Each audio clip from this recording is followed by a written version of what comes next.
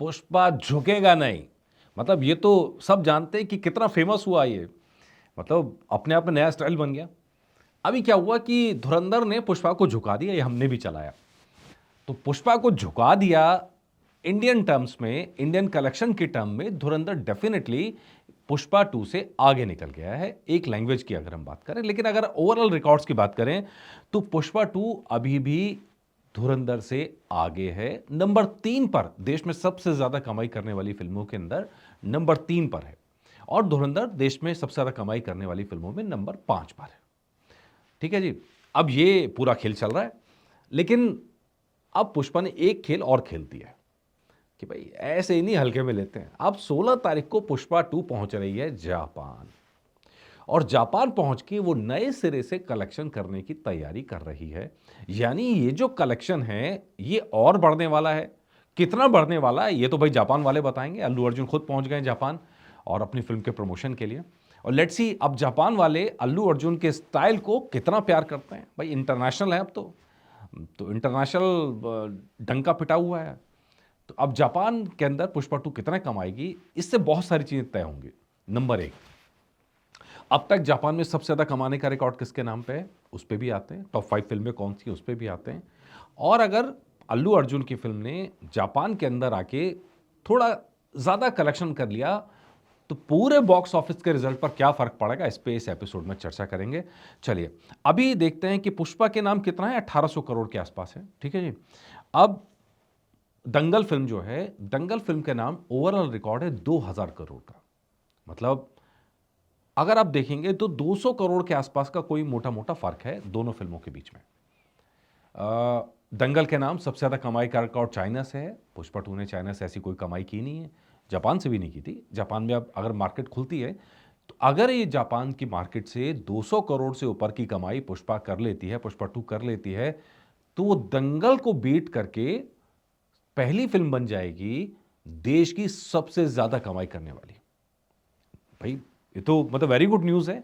अगर देश की कोई फिल्म ऐसा चमत्कार करती है और किसी पुरानी फिल्म के रिकॉर्ड को तोड़ के आगे बढ़ती है, इसमें हमें तो बहुत खुशी मिलेगी। अब लेकिन कहानी क्या है, क्या 200 करोड़ के आसपास की जापान से कमाई पॉसिबल है कि नहीं, इस पे आपको थोड़ा सा गौर करना पड़ेगा। नंबर 5 पे जो फिल्म है, सबसे पहले नंबर 5 से शुरू करते हैं। नंबर 5 पे जो फिल्म है वो 2012 की फिल्म है, इंग्लिश विंग्लिश, श्रीदेवी वाली, और गौरी शिंदे ने डायरेक्ट किया था। तकरीबन 9 करोड़ की कमाई इंग्लिश विंग्लिश ने की थी।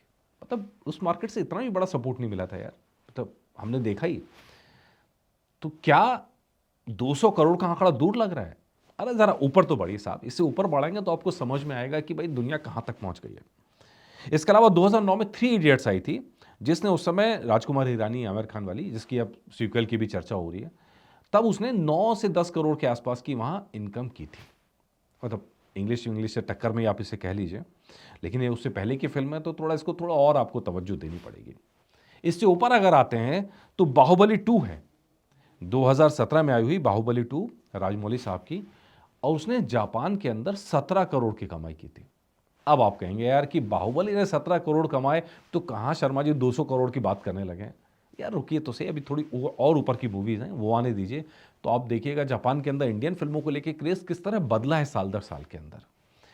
ऐसा नहीं कि सारी फिल्में चल जाती, लेकिन अच्छी फिल्में वहां अच्छा कारोबार करके निकल रही हैं।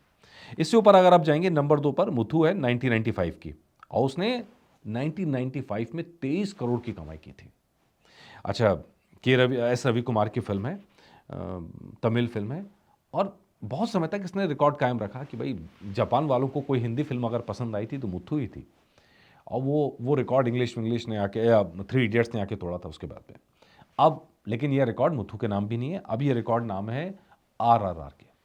आरआरआर ने वहां जाकर जो कमाई की थी वो है 136 करोड़ रुपए की कमाई 2022 में। ठीक है जी, 2022 की फिल्म ने 136 करोड़ कमाए थे। अब पुष्पा के सामने 2 इम्तिहान है। पहला इम्तिहान 136 करोड़ का आंकड़ा पार करके क्या वो जापान में सबसे ज्यादा कमाई करने वाली हिंदी फिल्म बनती है या नहीं बनती है। ये अल्लू अर्जुन के सामने चैलेंज यहां पर रहेगा। हालांकि हमारा कहना है जापान के अंदर परफॉर्म होना, जापान के अंदर शो आना और लोगों का प्यार मिलना, यह भी बहुत बड़ा एक जीत है अल्लू अर्जुन के लिए और पुष्पा 2 टीम के लिए। लेकिन कमाई हो जाए तो और बेहतर है। तो एक रिकॉर्ड तो ये दांव पे रहेगा कि क्या आरआरआर के 136 करोड़ से क्रॉस करके उससे ऊपर निकल पाती है कि नहीं निकल पाती है, नंबर एक। नंबर दो, क्या ये ओवरऑल आंकड़ा अगर 200 करोड़ के ऊपर जाता है कि नहीं जाता है। अगर आरआरआर को बीट करती है तो जापान में सबसे ज़्यादा कमाने वाली हिंदी फिल्म बनेगी। अगर 200 करोड़ से ऊपर जाती है तो वो देश की सबसे ज़्यादा कमाई करने वाली फिल्म बन जाएगी, पुष्पा 2। और हिंदी के दर्शकों का भरपूर प्यार मिला है, तेलुगु से ज़्यादा उसे प्यार हिंदी के दर्शकों ने दिया। और अब यही प्यार अगर जापान के दर्शक भी देते हैं तो इस फिल्म को नंबर 1 पर पहुंचने से कोई रोक नहीं सकता। और फिलहाल ये फिल्म अगर आप देखेंगे नंबर 3 पर है। नंबर 2 पर तो वैसे ही पहुंच जाएगी, अगर थोड़ा बहुत भी कलेक्शन होगा, बाहुबली 2 से तो ऊपर फिर भी पहुंच जाएगी। लेकिन अगर 200 करोड़ कमा लेती है तो डेफिनेटली ये फिल्म आपको नंबर 1 पर बनी हुई नज़र आ सकती है। तो इंटरेस्टिंग है। रिकॉर्ड अ, खुद अल्लू अर्जुन कहते हैं रिकॉर्ड बनते ही टूटने के लिए हैं। तो ठीक है, अभी पुष्पा 2 आई है, पुष्पा 3 का क्रेज़ और बड़ा होगा, तो वो रिकॉर्ड्स भी बनेंगे। और इस साल तो कई सारी ऐसी फिल्में हैं जो ना जाने किस रिकॉर्ड को कब ध्वस्त कर देंगी, कौन सी फिल्म क्या कमाल करेगी, ये देखना बाकी है। लेट्स सी, जो अपडेट होगा वो आपके लिए ज़रूर लेके आएंगे। नमस्कार।